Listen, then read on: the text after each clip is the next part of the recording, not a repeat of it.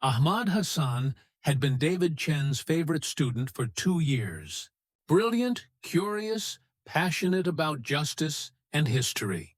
They'd spent lunch periods discussing philosophy and military strategy, conversations David treasured because they reminded him why he'd left the Rangers to become a teacher. But over the past 3 months, something had shifted. Ahmad's questions became darker, more specific. How did insurgents avoid detection? What mistakes did domestic terrorists make? David had assumed it was academic interest until he found the manifesto in Ahmad's notebook and realized he'd been teaching tactics to someone planning to use them. Welcome to Open Book Stories. Before we begin this intense tale of mentorship betrayed, radicalization recognized, and a teacher who couldn't stop being a soldier, tell me in the comments, what city are you watching from today? And if you believe stories like this need to be told, hit that subscribe button. These stories matter. Lincoln High School in suburban Minneapolis was exactly where David Chen had wanted to end up. After 8 years as an Army Ranger, 3 deployments in Afghanistan, countless counterterrorism operations, and a career that had taken him to some of the darkest places on Earth. He'd chosen teaching because he wanted to build instead of destroy. He was 36 years old, had been teaching world history for 12 years, and genuinely loved his job. His classroom was decorated with maps, historical artifacts, and quotes from figures ranging from Sun Tzu to Martin Luther King.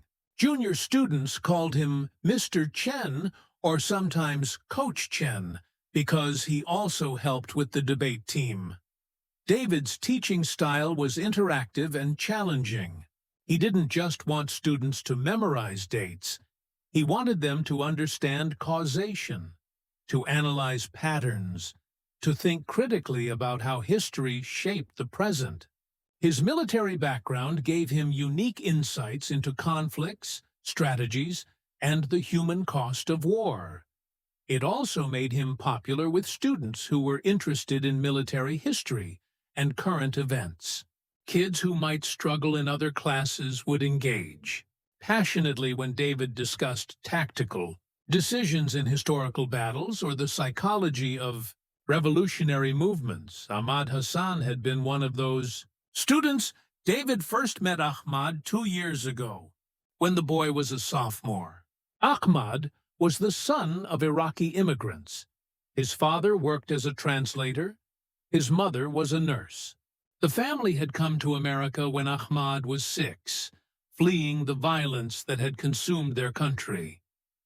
From the beginning, Ahmad was exceptional.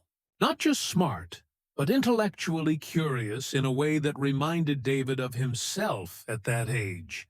Ahmad would stay after class to ask questions, would read beyond the assigned material, would challenge David's interpretations with well-reasoned arguments. They'd developed a mentorship that went beyond typical teacher-student relationships. David saw potential in Ahmad, the kind of brilliant, passionate mind that could become a doctor, a lawyer, a leader. He'd written recommendation letters, helped Ahmad prep for SATs, spent lunch periods discussing everything from philosophy to military tactics. Those conversations had been meaningful to David. After years of using his tactical knowledge to plan missions and eliminate threats, it felt redemptive to share that knowledge in an academic context. To help a young mind understand history's complexities, Ahmad had been particularly interested in asymmetric warfare, how smaller forces could challenge larger ones through strategy and psychological operations. David had explained guerrilla tactics, insurgent methodologies, the ways that determined groups throughout history had leveraged their weaknesses into strengths. It had seemed like academic interest, historical analysis, the kind of deep engagement that good teachers hope for. until 3 months ago, when things started to change. The first sign was subtle. Ahmad stopped participating in class discussions as enthusiastically. He'd still attend, still take notes, but the passionate engagement had dimmed.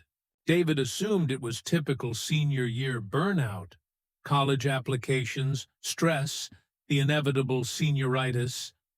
But then Ahmad started missing debate team meetings. He'd been one of their strongest members, but suddenly he had family obligations that kept him away. David noticed other changes too. Ahmad had always been social, friendly with a diverse group of students, but he'd started isolating himself, sitting alone at lunch, avoiding eye contact with former friends. His appearance changed. Ahmad started wearing more traditional clothing, long shirts, growing a beard. That alone wasn't concerning. Plenty of students explored their cultural identity during high school. But combined with the social withdrawal, it formed a pattern. The questions changed too. During lunch periods, Ahmad's inquiries became more specific, more tactical. "Mr. Chen, when you were deployed, how did insurgents avoid detection? What were the biggest mistakes domestic terrorists made in historical attacks? If someone wanted to send a message that couldn't be ignored, what would be most effective?" David had answered these questions within academic frameworks, explaining historical examples, discussing failures and successes of various movements. But there was something about Ahmad's intensity, the way he took notes, the follow-up questions that probed for operational details. David told himself he was being paranoid. His military training made him see threats everywhere. Ahmad was just a curious student doing deep research. Then came the essay. David was grading papers on a Friday evening when he reached Ahmad's submission. The assignment was to analyze a modern revolutionary movement and discuss its tactics, effectiveness, and historical context. Ahmad had written about ISIS recruitment strategies.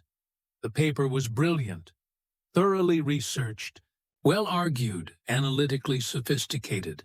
But it was also deeply troubling. Ahmad didn't just analyze how ISIS recruited. He seemed to admire their methodology. He discussed their use of social media, their exploitation of grievances, their creation of belonging and purpose for disillusioned youth. The language was clinical, detached, but between the lines, David sensed something else, not just academic interest, but identification. One paragraph made David's hands go cold. The effectiveness of ideological movements lies not in their military strength, but in their ability to offer certainty in an uncertain world. Young men searching for purpose, for identity, for something worth dying for. These are the recruits who become the most dedicated. Western society offers them materialism and moral relativism. Radical movements offer absolute truth and meaningful sacrifice. David read it 3 times. The analysis was accurate. This was exactly how extremist groups operated. But the tone suggested more than understanding. It suggested sympathy. He marked the paper with an A for quality, but added a note. "Excellent analysis, but I'd like to discuss your perspective on this. Please see me Monday." That weekend, David couldn't stop thinking about it. He reread Ahmad's previous essays, looking for patterns. They were there, a progressive shift from objective analysis to subtle advocacy, from studying history to identifying with specific ideologies. Monday morning, David arrived early and went through Ahmad's class participation over the past 3 months. The boy had gone from engaging thoughtfully with multiple perspectives to only speaking up when topics touched on Western foreign policy. religious conflict, or perceived injustices against Muslim communities. David's ranger training had included counter-radicalization recognition. He'd learned to spot the signs of extremist recruitment in Afghan villages. The isolation, the ideological rigidity, the sense of grievance combined with violent solutions. Ahmad was showing every sign, but David needed to be sure. Accusing a Muslim student of radicalization based on essays and behavioral changes could destroy the boy's life.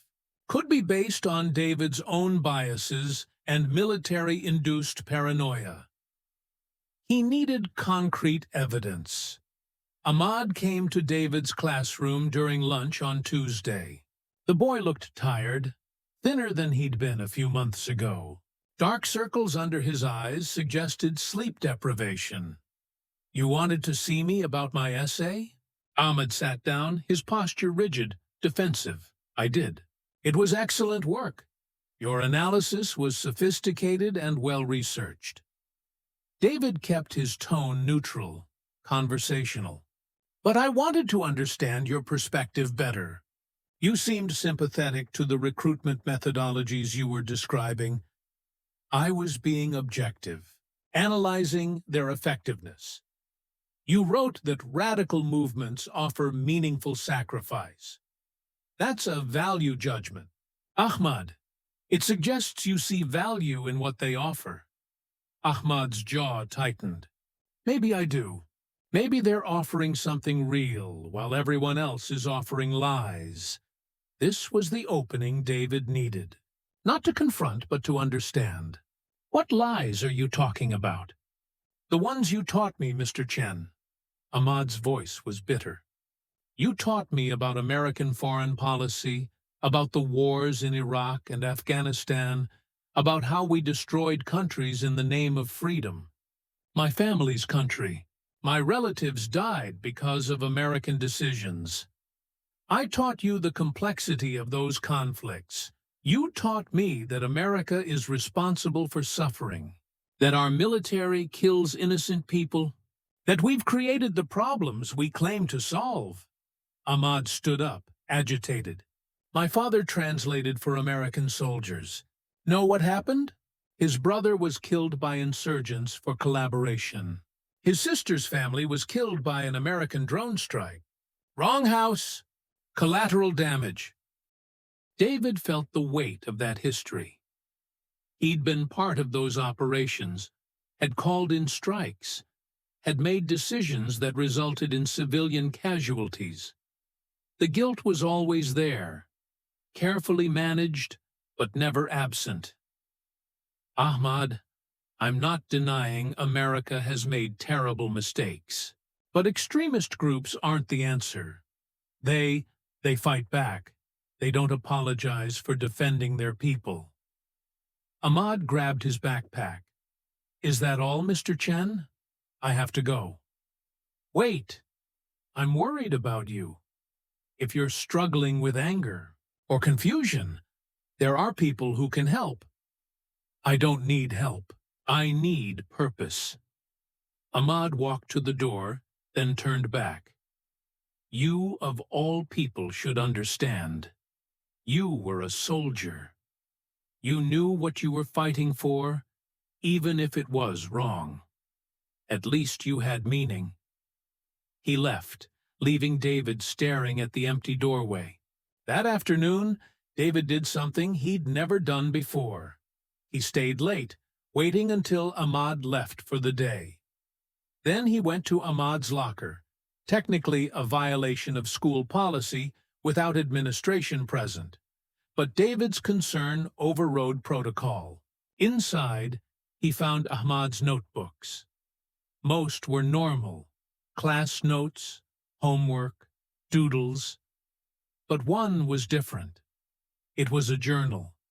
And as David read, his worst fears were confirmed. The journal was dated, with entries spanning the past 4 months. David sat in his classroom, door locked, reading with growing horror. The early entries were angry but philosophical. Ahmad wrestling with his identity, his family's trauma, his sense of not belonging in America despite living here most of his life.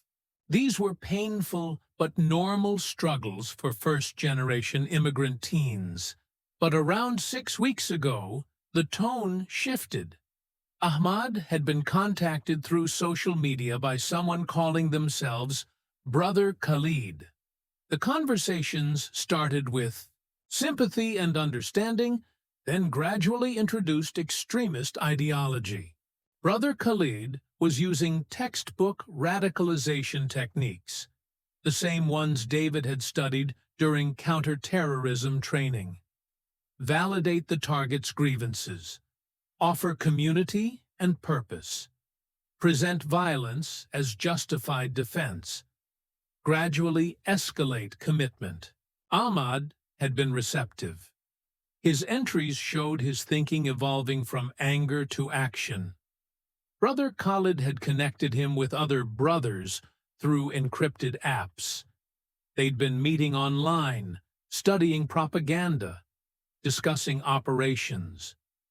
David's hands shook as he reached the most recent entries.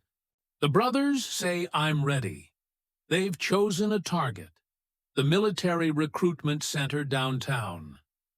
Brother Khalid says it's a legitimate target, that military recruiters are instruments of oppression. I'll strike this Friday during peak hours. The brothers are providing materials. This will show them we're not helpless. We can fight back. Friday. That was 3 days away. David checked the date on the entry. Written yesterday. He had 72 hours to stop an attack. His training kicked in immediately. Threat assessment. Ahmad wasn't just being radicalized, he was operational. He had a target, a timeline, and apparently access to materials, which likely meant explosives or weapons. David needed to report this. FBI, local police, school administration, standard protocol for domestic terrorism threats. But he hesitated. Once he made that report, Ahmad's life was over. The boy would be arrested, charged with terrorism, probably imprisoned for decades. His family would be investigated, possibly deported. The Muslim community at Lincoln High would face backlash. And what if David was wrong? What if this was just dark fantasy? A troubled kid venting in a journal? What if Brother Khalid wasn't real? Or Ahmad wasn't actually capable of following through? David thought about Ahmad, the brilliant, passionate student he'd mentored for 2 years. The kid who wanted to be a doctor, who wrote poetry, who argued passionately about justice and morality. That kid was still in there somewhere, buried under anger and manipulation. David made a decision. He'd try to reach Ahmad first, give him a chance to step back from the edge. If that failed, if the threat was real and imminent, then he'd make the call. He had 3 days. David arrived at school Wednesday morning with a plan.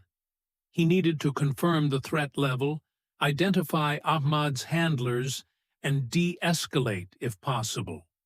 All while keeping the students safe and preventing an attack. His military training had included hostage negotiation and de-radicalization techniques. The key was not confrontation, but connection. Find the part of Ahmad that was still reachable, still human, still capable of choosing differently. David canceled his morning classes and requested an emergency meeting with Ahmad. The school counselor tried to join, but David insisted on privacy. It's about a sensitive historical research project, he lied. Ahmad came to David's classroom during second period, suspicious and defensive. What's this about? David closed the door and gestured to a chair. I need to show you something. He opened Ahmad's journal on his desk. The boy's face went pale. You went through my locker? That's illegal. Ahmad, stop. I'm not here as a teacher right now. I'm here as someone who's been where you are. David's voice was calm but firm. I know what it's like to be angry at systems that don't care, to want to do something meaningful even if it's destructive. I know what radicalization looks like because I saw it in Afghanistan. And I'm telling you, this path leads nowhere good. You don't understand. I do. Better than you think. David sat down across from Ahmad. When I was a ranger, I killed people. I followed orders, conducted operations that resulted in civilian deaths. I carried that guilt for years. Still do. But you know what I learned? Violence doesn't heal pain. It doesn't fix injustice. It just creates more victims. Ahmad's hands were clenched into fists. The brothers say, the brothers are using you. Brother Khalid, whoever he is, doesn't care about justice. He cares about creating another weapon, another martyr, another tragedy he can exploit for recruitment. David leaned forward. Ahmad, you're brilliant. You have so much potential. Don't throw that away for people who see you as disposable. I'm not disposable to them. They value me. They gave me purpose. They gave you a suicide mission. David pulled out his phone, showing Ahmad statistics he'd looked up that morning. Do you know what happens to people who carry out attacks? They die, or they're imprisoned forever. The handlers disappear. The propaganda machine moves on. But you? Your life ends. Your family suffers. And nothing actually changes. Ahmad was crying now, his rigid posture collapsing. I don't know what else to do. I'm so angry all the time. My family lost everything because of America, and nobody cares. We're just collateral damage. I care. David's voice softened. That's why I'm here. Not to arrest you or report you, but to help you find another way. There is no other way. Yes, there is. David pulled out a folder he'd prepared that morning. There are organizations that help victims of war, advocacy groups that fight for policy changes, legal channels for addressing grievances. You could use your intelligence and passion to actually make a difference instead of becoming another tragedy. Ahmad stared at the folder. For a moment, David saw the old Ahmad, the curious, hopeful kid who believed in justice and progress. Then the boy shook his head. It's too late. I already made commitments.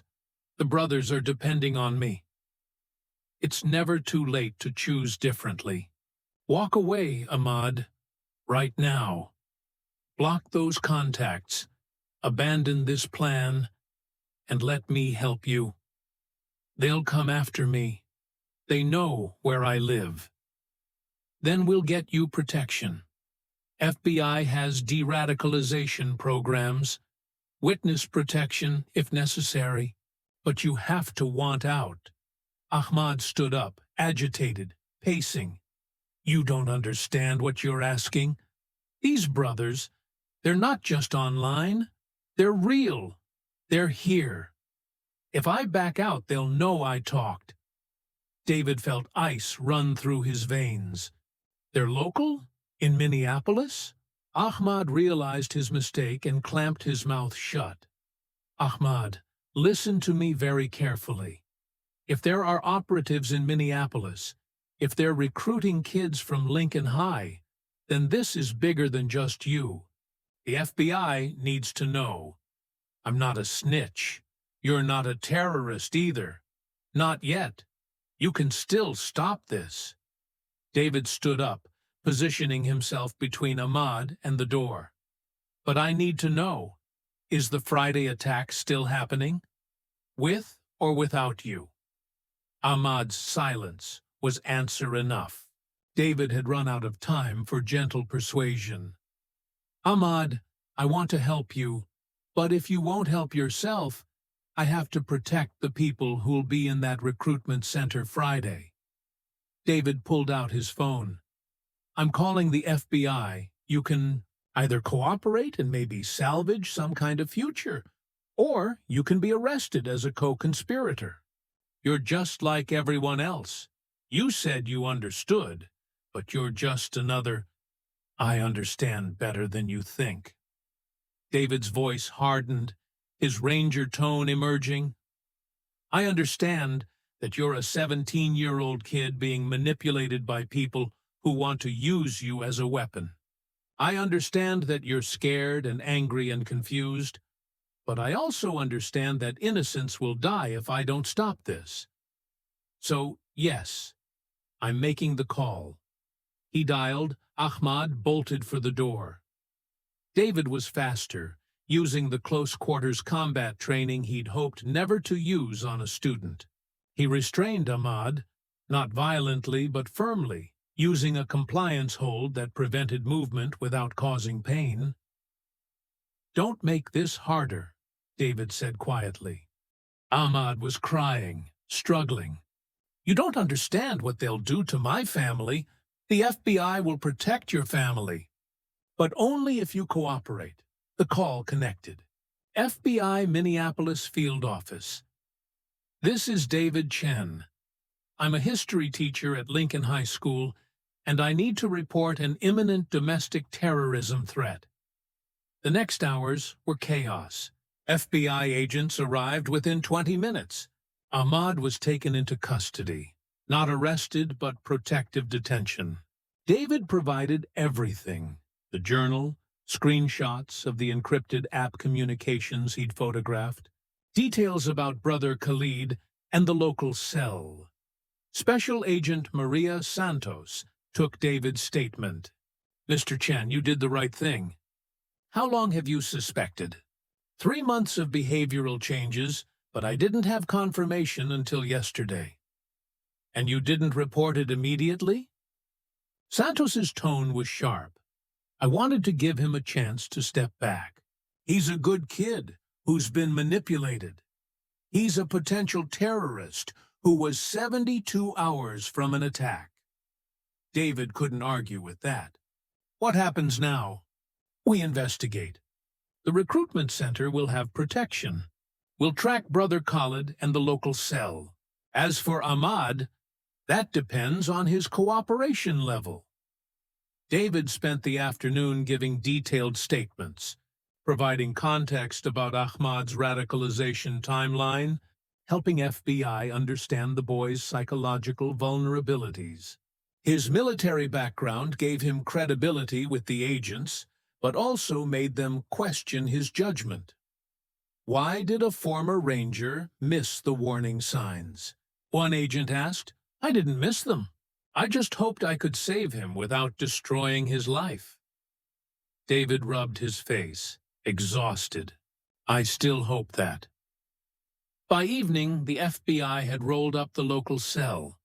Brother Khalid was actually a domestic operative named Marcus Webb, a convert who'd been radicalized online and was recruiting vulnerable Muslim youth across 3 states. 4 other students had been in early-stage recruitment. The Friday attack had been planned as Ahmad's graduation, proof of commitment before deeper involvement. David had stopped it. But at what cost? The story broke on Thursday. Terror plot foiled at Minneapolis High School. Ahmad's name wasn't released because he was a minor, but everyone at Lincoln High knew. The Muslim Students Association faced harassment. Parents demanded security increases. The community splintered between those who saw Ahmad as a victim and those who saw him as a monster. David was simultaneously praised as a hero and criticized for not reporting sooner. The school board put him on administrative leave pending an investigation into how he'd accessed Ahmad's locker without authorization. But David didn't care about any of that. He cared about Ahmad. The FBI had offered the boy a deal: full cooperation in exchange for de-radicalization program instead of prosecution. Ahmad had taken it. He'd provided information that led to arrests across 3 states, dismantling a recruitment network that had targeted dozens of teens. Ahmad would spend 2 years in a specialized facility, part prison, part therapy, part deprogramming. Then supervised release, counseling, monitoring. His life would never be normal, but at least he'd have one. David visited him once, 2 weeks after the arrest. The facility was secure, institutional, nothing like a school. Ahmad looked smaller somehow, younger, without the rigid intensity that had defined his last months of radicalization. "Why did you come?" Ahmad asked. "Because I meant what I said. I care about you. Still do." David sat across from the boy. "I'm sorry I failed you." "You didn't fail me. I failed myself." Ahmad's voice was quiet, stripped of ideology and bravado. "The counselors here have been helping me understand what happened. How I was manipulated. How my anger made me vulnerable. Anger is human. What you do with it defines who you are. I was going to kill people." Ahmad's hands shook. "I was actually going to do it. When the FBI showed me the body count projections, 23 people would have died if I'd succeeded. 23 families destroyed. But you didn't succeed. Because part of you still knew it was wrong. The part that was reachable. You reached me, even when I didn't want to be reached." Ahmad looked up. "The therapist asked me who I'd want to thank if I could. I said you, for not giving up on me even when I gave up on myself." David felt tears burning his eyes. "You're going to get through this, Ahmad.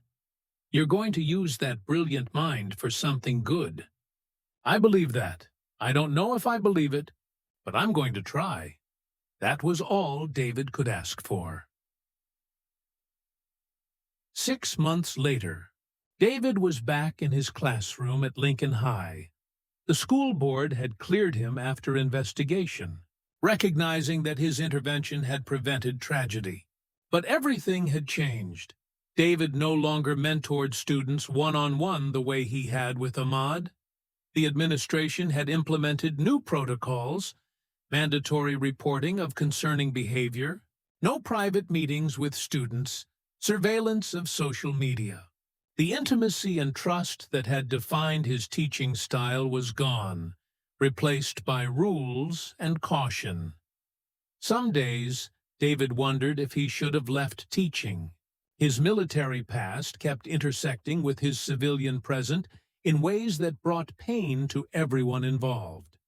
But then a student would stay after class to ask a question about history, or show enthusiasm for a lesson, or demonstrate critical thinking that gave David hope.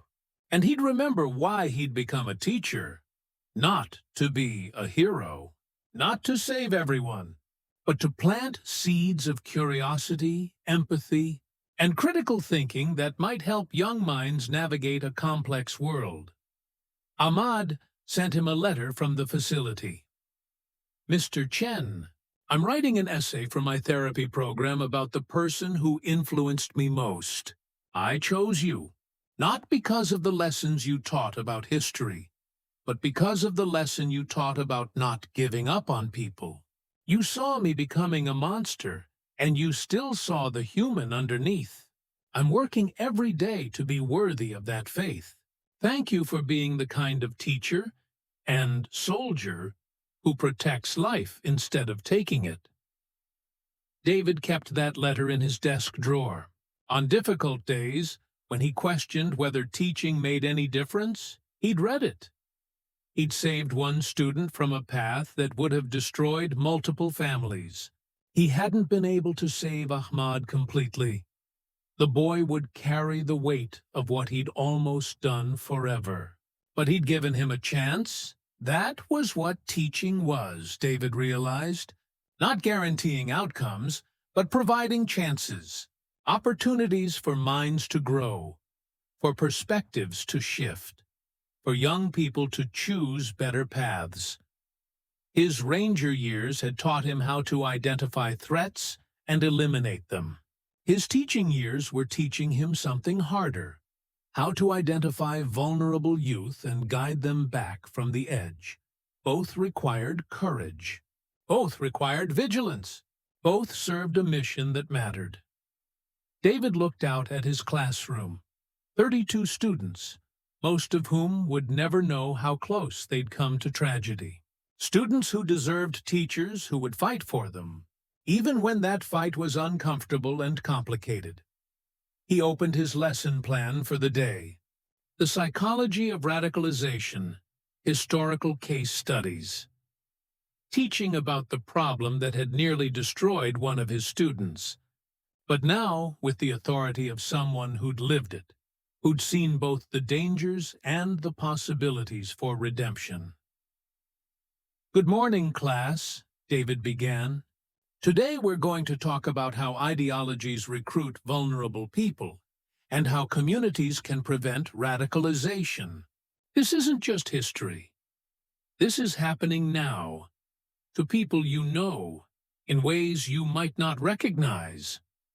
The students leaned forward, engaged, because David taught history not as dead facts, but as living lessons.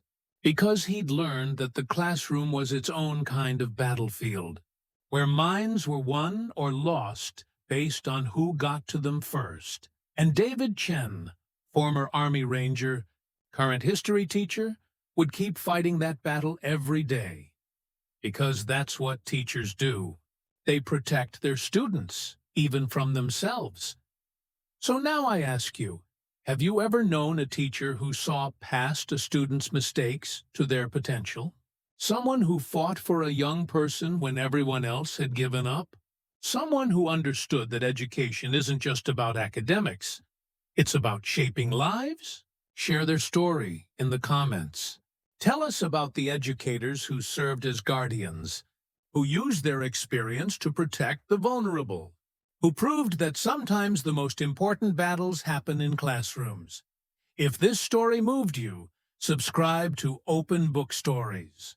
We publish powerful narratives about those who use their skills to protect others, who recognize danger and act with courage, and who prove that service takes many forms. We'll see you in the next story. And remember, the teachers who make the biggest difference are often the ones fighting battles no one else sees.